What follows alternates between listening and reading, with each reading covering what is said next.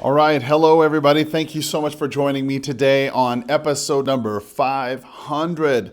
500, holy cow, of the Red Pill Investor. Thank you so much for joining me today to the podcast designed to help you increase your sales skills, to increase your profitability, and increase your effectiveness while you're out there in the market trying to sell real estate. Guys, I really appreciate you, whether or not you're joining me here on YouTube at Sell More Homes Now, or on or on the actual podcast at theredpillinvestor.com. Today, for episode number 500, I thought I would share something that I thought would be very helpful for you, whether or not you're a realtor or whether or not you're an investor just starting out or experienced. Some of the things that I felt would be very helpful for you in your career, because really much of my career has been spent teaching new agents and investors the sales skills that are required to be successful in real estate. Now, it's true, I'll be very honest with you, I've done this an awful long time. I've done this 23 years now, and some things have changed. It's true. Back 5, 10, 15 years ago when I was calling like a maniac on the phone, 4, 5, 6 lines on each ear, I could appreciate where you're coming from. That maybe when you're calling people today, it's not the same response, and I totally get it. Some things have changed. However, most things remain the same, right? I mean, talking to people, it's a contact sport, making contacts, following up, making a presentation, handling objections, getting paperwork filed in efficient ways. I mean, there's so many things that you need to do on a regular basis in order for you to be successful, that those things don't change. It's true, technology changes, but not the fundamental things that you need to actually do. You see, what I've discovered in 23 years of doing this is the problem isn't, that you don't know what to do. That's not the problem. The problem isn't you don't know the secret, you don't know the tip, the magic formula, the right thing, the right postcard, the right phone script, text script, website, drip campaign, email, whatever the thing is, you think, that there's a thing out there external to you that you need to know that's going to make all the difference in the world. The problem is that you don't do the things that you know you need to do. See what I'm saying? It's not that you don't know what to do. It's that you don't do the things you need to do in order for you to be successful and get the things you say you want to get. Make sense?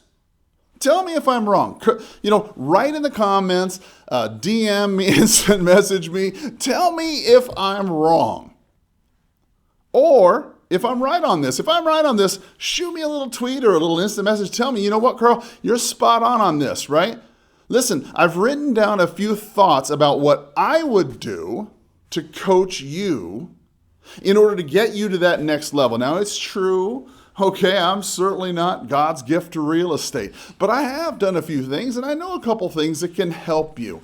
And I'm going to write these down for you. If you've got a pen and a paper, I hope that you'd take the time to write them down too. So if you've got a pen, let's go ahead and write them down in no particular order. Point number 1, lead generation by any means necessary. Listen, if you've been listening to me for any length of time, you know that I'm a firm believer in lead generation by any means necessary. Now understand, this has to be contemporary.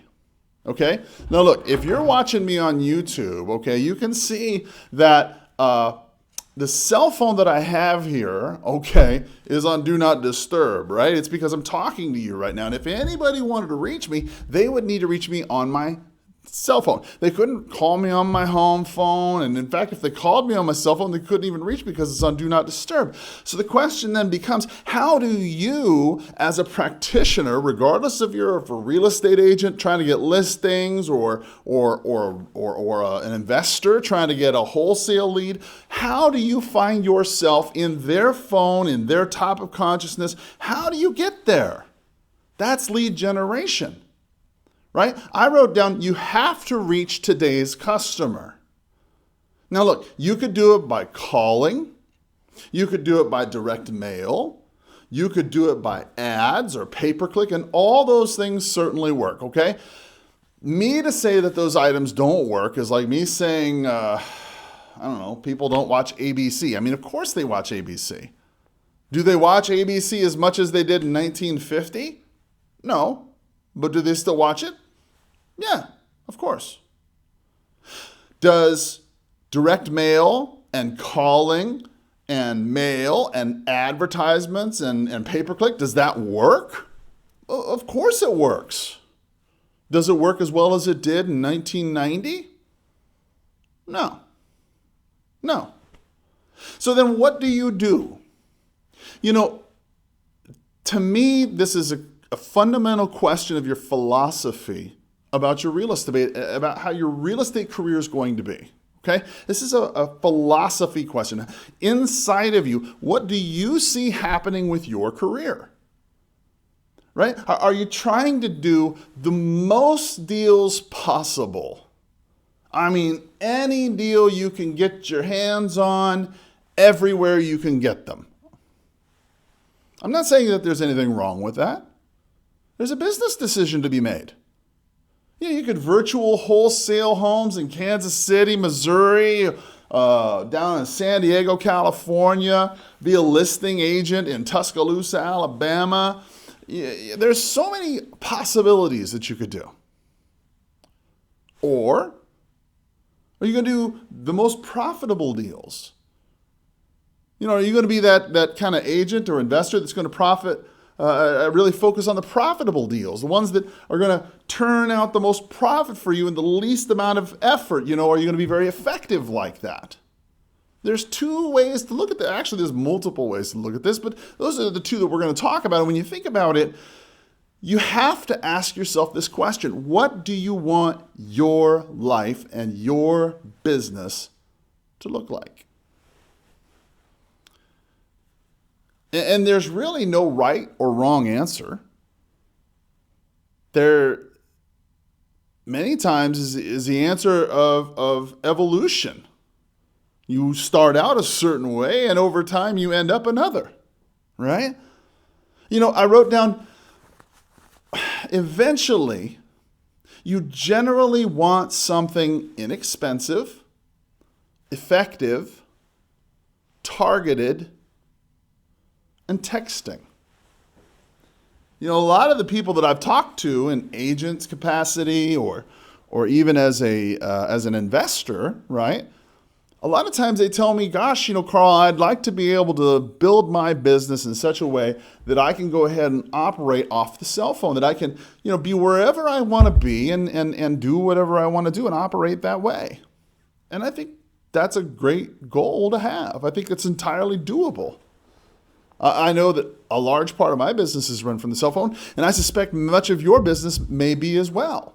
And with the possibilities of apps and all these other things that are possible, you could certainly do it. But when you think about it, if you're going to do this, okay, well then there's two types of business. There's now business, the kind of business that's going to pay the bills now, and then you have the later business, right? The people who are talking about, because not everybody's thinking about doing business right now, and this includes your wholesale deals.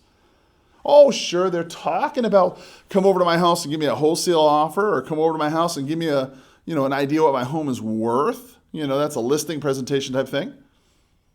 You know, they may not necessarily be interested in doing business now, but they're certainly in the pipeline. Somebody is thinking about doing it. And either it's now business or later business. And you've got to find a way that's inexpensive, effective, targeted, and hopefully texting, that you can reach these people in such a way that's not going to bother them. It's not going to bother you, that you're going to be able to reach them at 7 o'clock in the morning or 8 o'clock at night, and it's not going to be an issue, right? As an agent, you got to ask yourself, how do you attract this kind of business in the multiple listing service? You know, if you're an agent who's flipping properties, or a multiple listing service who's looking for listing agents or opportunities to find listings, or if you're an investor who's an agent, and you're looking for opportunities to flip properties in your multiple listing service in your marketplace, how do you attract these kinds of opportunities to yourself? And in building a business about that, and that's point number one, the very first thing that I would coach you on. Point number two, the second thing I think that would be most important for you in your business, and tell me what you think, right? But a lot of the people that I've coached over the years found that point number two is probably the next best thing, right? Once you get your leads set up, once you start getting your leads coming to you, once you start finding the leads that are qualified, the people you want to work with, well then point number two is obvious. You want to be able to follow up with these people. You want to be able to set up a system for yourself that you're going to be able to follow up with these people in such a way that you can track them and keep in touch with them and follow up with them all along their cycle. Now, obviously, you're going to spend the most amount of your time on the now people, the ready to go, do something now people, but you're not going to throw away the later people, and you need a system to follow up with these people. You need standards to set for yourself. You know, what's the maximum amount of time that you're going to follow up with somebody? You know, if they're not going to make a decision in a week, are you going to throw them away? I don't know. Is that your standard? If this is a wholesale lead and they say that they're going to make a decision in a month when their tenant moves out, what's your standard for that? How do you handle up on that follow-up? Oh, sure, you might have Zoho or Top Producer or Lead Commander or any number of any other kind of lead retention systems or CRMs. But when you think about it, now that you've got this lead, now what? I mean, have you ever spent time with unqualified, unmotivated leads? I mean, good Lord, you get out to the property, okay, and maybe not everybody's there. Maybe not all the decision makers are there. Or maybe they don't even show up at all. Maybe they owe too much. You know, you see, you need to develop a system, I guess is what I'm saying. Develop a system for yourself that is going to help sift and sort these leads so that you don't spend a lot of time with unqualified people. You know, one thing I learned early in my career is you're not paid to spend time with other people's families. That's the truth. You're not paid to spend time with other people's families. And it's so difficult when you're starting out because you think every lead and everything is a possibility, but you have to learn how to say no. And when you don't know how to do that, well then gosh, it's really difficult for you because you spend a lot of that valuable time that you could be spending with a motivated person with the unmotivated, and then you lose opportunities. I wrote down, you have to discover the seller's timeline versus their motivation. You know, if you're an agent and an investor, I mean, you've got to discover what their timeline is as a seller and what their motivation is so you can decide what's the best way to handle this issue. You know, what this really revolves around your qualification skills. You see, so many times I see agents and investors going out spending thousands and thousands of dollars on programs and marketing things and pay-per-click things and all kinds of expensive marketing to generate more leads. But the problem is that it's not the leads in so much, it's just the fact that you're not very good at qualification and you're not very good at conversion and you're not very good at presentation. And so any lead you get, if it's any good, well, gosh, you may not have a system in place to handle it, and you may not necessarily know how to talk to it, and you may not necessarily how to convert it, and you lose the deal. So then you think the problem is the lead, and you go spend more money at the front end. The problem is not the money you're spending at the front end. The problem is that you're not that good at this particular spot. Qualification skills. Point number two, if we were working together, if I was coaching you, it's exactly what we would work on. Third thing we would work on, presentation skills. You know, so many times, as I mentioned, I have seen over 23 years the best, the brightest, the most moral, good, upstanding agents The ones that I felt were very,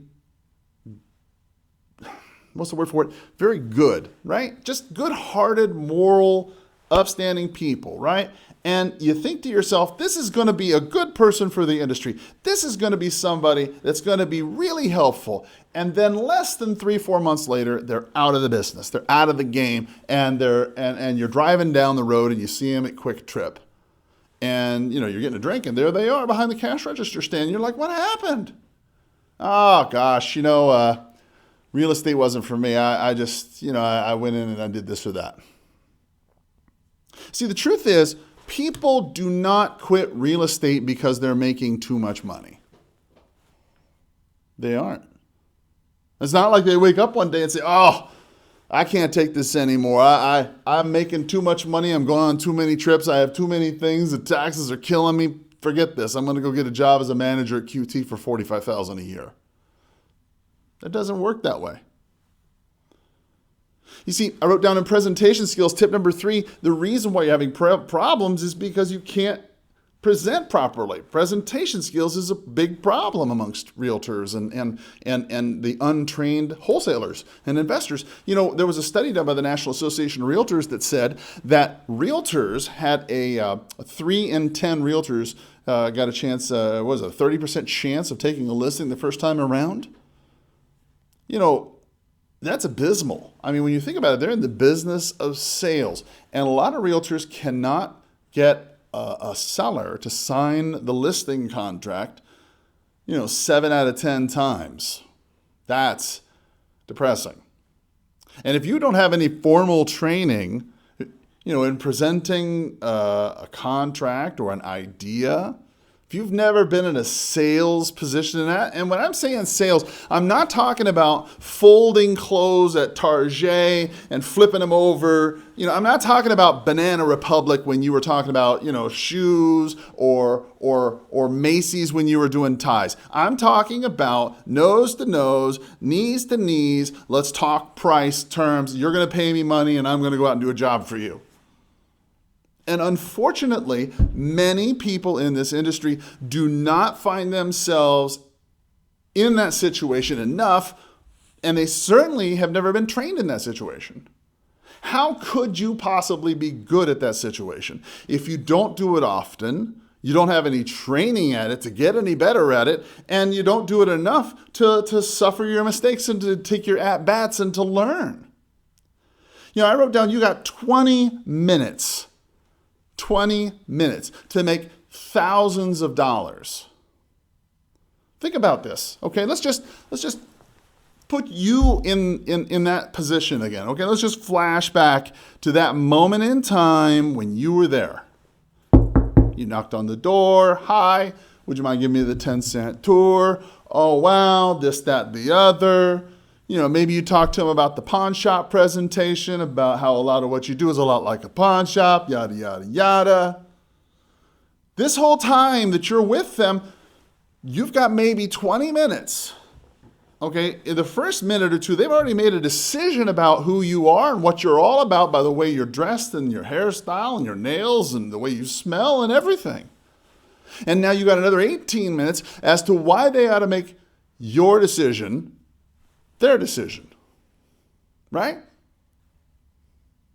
That means you have to have a pre-presentation preparation and techniques to speed things up and to make them effective, right? For the people that I work with and talk to and coach, I always recommend that you use Prezi.com. That's a free tip for you, Prezi.com. It's a service that you can use. You can go ahead and create little pre-presentations.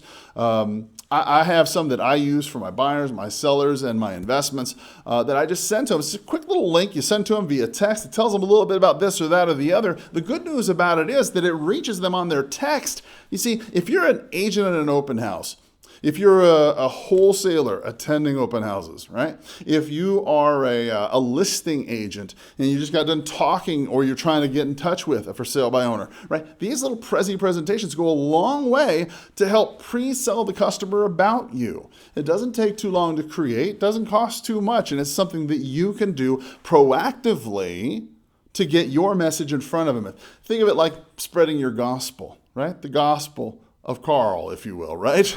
My gospel, your gospel, whatever your gospel is, you're trying to get your gospel in their cell phone. And Prezi presentations are a great way to do it. I wrote down, it means that you have to have your materials and your presentation up to snuff. Right? You have to have everything in order. You got to know what to say. You can't have stuff that's just mishmash laying all over the place and crazy. You have to have something that makes sense, something that is meaningful, something that is going to be of help to them. Speaking of help to them, I hope these tips are helpful to you. If you found that Prezi.com was a helpful tip to you, would you do me a favor?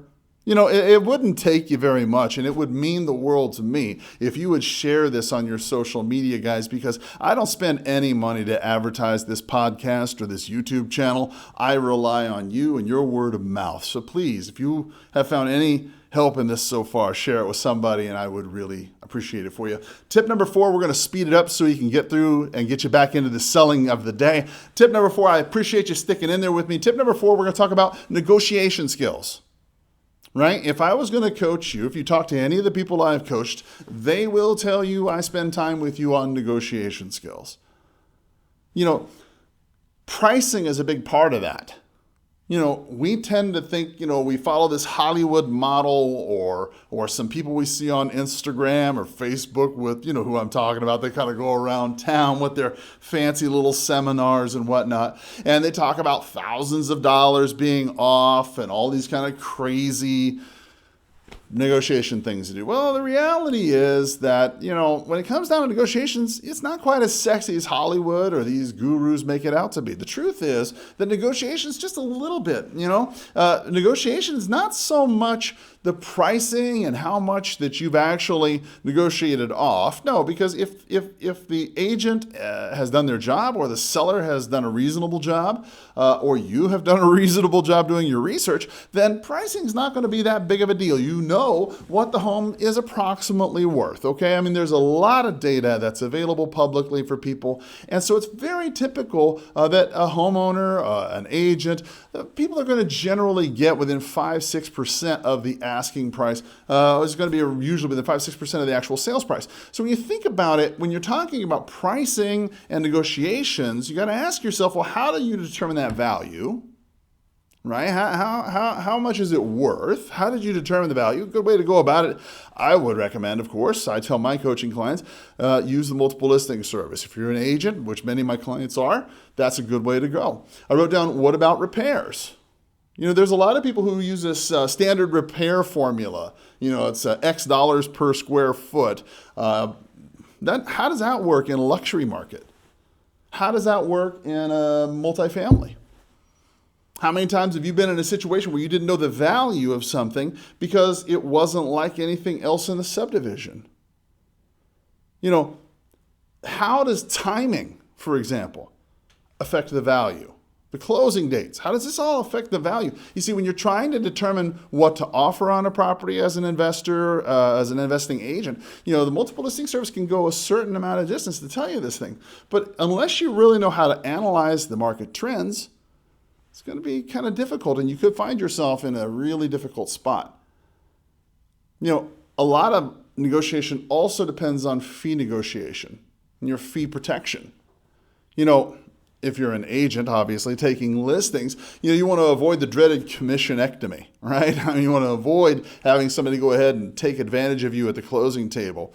If you're an agent, certainly we have techniques that I've taught people to help you with that. One of those techniques is simply to just say no. It's not your problem. It's not my circus, not my monkeys, right? There's other ways, of course, but when you think about it, how do you make sure your fee doesn't become part of the negotiations? Because so often, whether you're a wholesaler or an agent or both, you find yourself so many times with people trying to squeeze you or get you for your money. That's a big problem that can cost you money. And no amount of money that you toss in the front end of your business trying to generate more leads is going to solve the problem of something that's costing you thousands of dollars at the back end.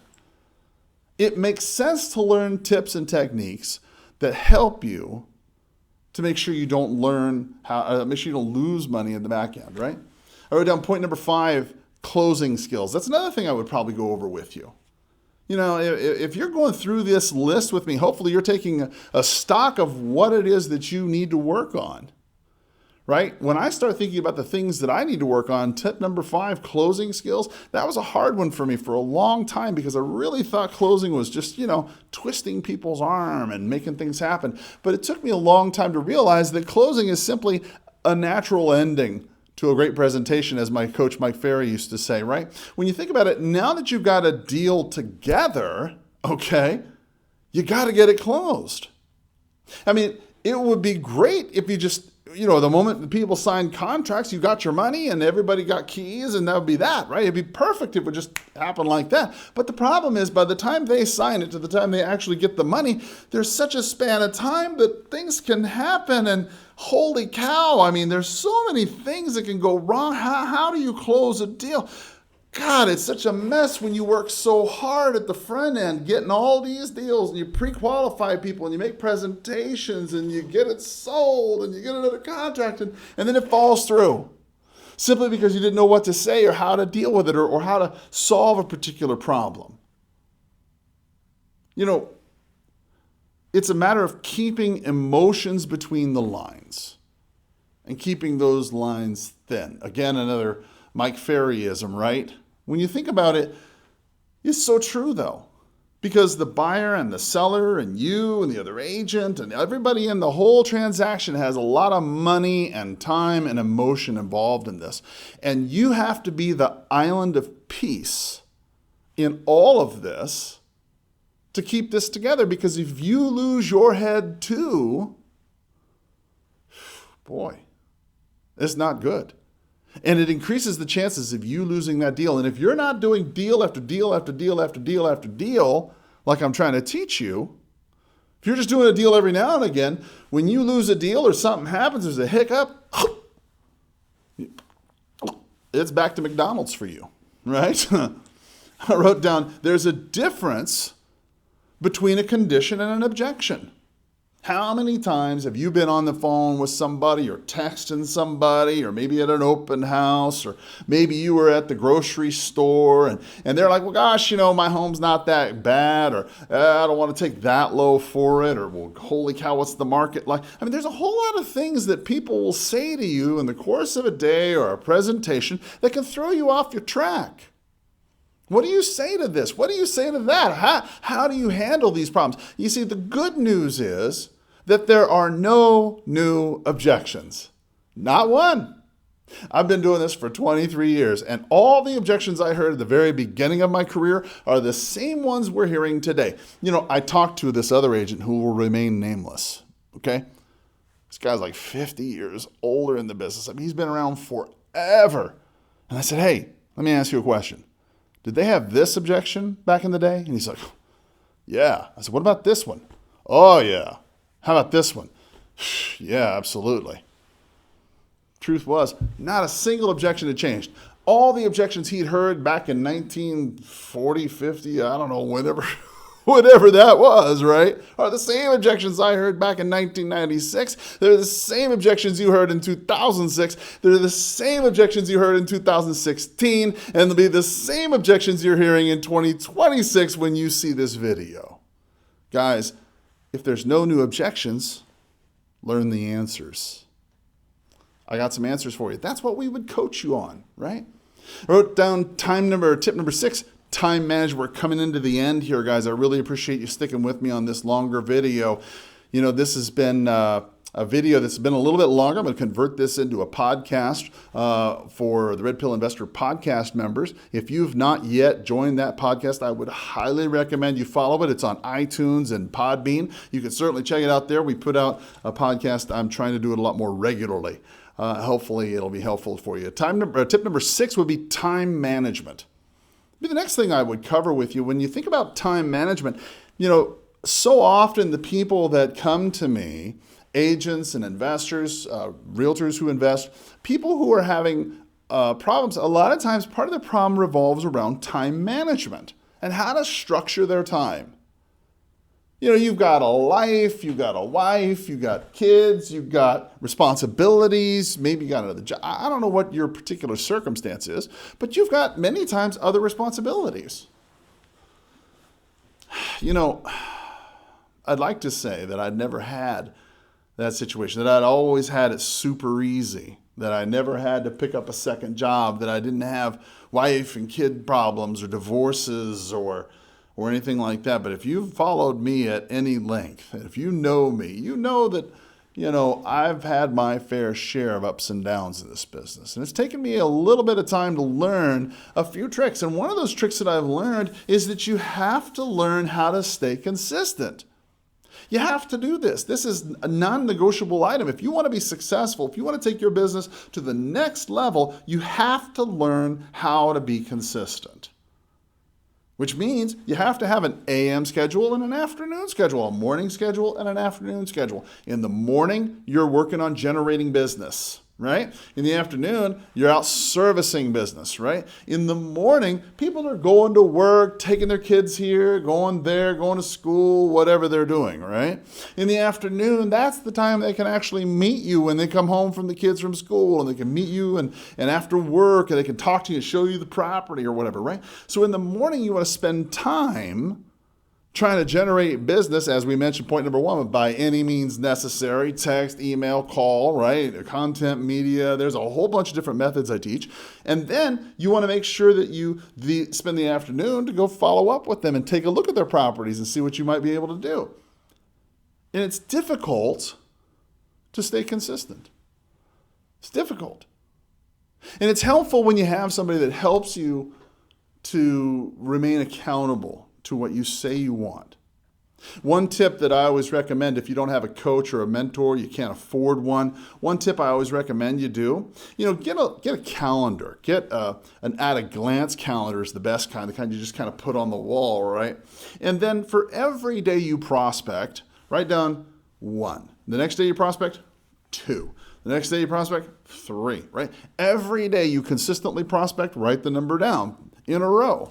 If you plan to come, prospect 5 days a week, Monday, Tuesday, Wednesday, Thursday, by the time you get to Friday, it should be what, 5? Saturday, Sunday's off, I guess. I don't know, right? Monday, again, should be day 6. So the game is to go ahead and do this as many days as possible until you can't, right? Until the day you break. Now, it doesn't seem like much, and really it isn't when you're at day 20. Or 15 or 10 or maybe 7. You don't really think much about it, right? But when you get to day, 125, 170, right? If you're going to be honest with yourself and you're not going to cheat, and it's 171 days now, and now you got to think to yourself, I don't know. I know it's on my schedule to prospect, but gosh, I don't know if I'm going to. I don't really feel like it. And you don't. Well, then you got to start all over at day 1 again. Gosh, that's just that's a nightmare situation. And the game is to see, again, how far you can go, right? I've gone up to, I think as high I've ever made it was like 225. I'm trying to get better at it, right? I wrote down point number 7 and the final tip for you today, guys. Thank you so much for paying attention. I really appreciate all the kind letters and notes and DMs and shares and comments you've been giving me on my channel. Guys, I've really been working hard trying to give you some good content. I hope it's of value to you. Point number 7 is gaining referral business. It's gaining referral business. You see, it's more than your center of influence. Okay, look, let's just be clear. We've all been in that situation where you've talked to your broker and your broker says, well, gosh, I want you to go ahead and write a letter. Write a letter, right? Like people actually read letters or send stamps. I don't know. It's a good, don't get me wrong. It's a good idea. A handwritten letter is a good idea, right? But we all been in that situation where they're like, well, gosh, write your center of influence a letter and let them know that you're at the brokerage or whatever, right? It's more than a letter to your center of influence. It's becoming an expert in the field. Okay, a lot of people think that your job as a realtor or as an investor or whatever, okay, is to, find property, sell property, buy property, whatever your particular role is at that moment, right? And for now, that might be true. But there's coming a day, the very near future, where places like Zillow, Open Door, Backpay, or Next Door, I don't know. There's a bunch of different little places out there that are going to start making offers to your sellers. Right? They're going to start making offers to buy your seller's properties. And it's true, a lot of the offers that they're going to make are going to be, ridiculous offers. And the seller's not going to take it. But they will turn around and then use that opportunity and sell that to agents as a listing opportunity. Don't forget, guys, there's always money involved. So you need to learn how to become the analyzer of the market. You need to be the one who can say what the statistics mean, what the good market to be in, where's the opportunity, where is the place to be. You need to be the source of information as opposed to the doorway to the multiple listing service. If your thought is that you are the arbiter of information, the doorway to the multiple listing service, the person who opens the door to get in and writes the contract to buy, well then, my friend, you are going to be out into this business. You're going to be out. You're just nothing more than an automated order taker. The people who have value in this business and will have value in the years to come, mark my words, okay? This is April 19th, 2019, when I'm recording this. In the years to come, okay, agents and investors, the people who have value are going to be the people who are paid the most, not the discount brokerages, not the people who are working per hour or transactionally, not salary workers on a team. The people who are going to make the most money are the people who add value to the community by adding analysis to the data. AIs, artificial intelligence, people calling from Philippines, who are automatic, who are telemarketers. All these things can be automated. But the thing that cannot be automated or taken away is your individual strength as a data analysis person and a person who can present that information in a meaningful way. And that is what's going to help you generate referral business in the future. And how do you do this? How do you create this business? How do you create an environment where people will look to you as the expert? That's what I cover in coaching as well. One thing I would probably tell you is you've got to think a lot more online than you used to. You have to think online more because that's where people are. Think about it now.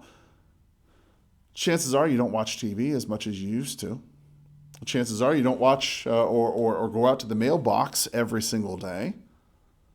If you have a home phone, you probably don't answer it. If you have a cell phone, you probably keep it on Do Not Disturb a good portion of the time, or you have a lot of the numbers blocked. You probably spend a lot of your time on your cell phone. And if you don't, your kids and your peers do. Don't think that the world is going to stay still because it's not. Guys, listen, I appreciate you staying in there and tuning in with me on this special edition number 500, episode 500 of the Red Pill Investor. Thank you so much for sticking in there with me. And as always, I hope you've had a powerful sales day. If you have any questions, feel free to DM me, instant message me, or email me because I would be more than happy to help. As always, have a powerful sales day. Bye-bye.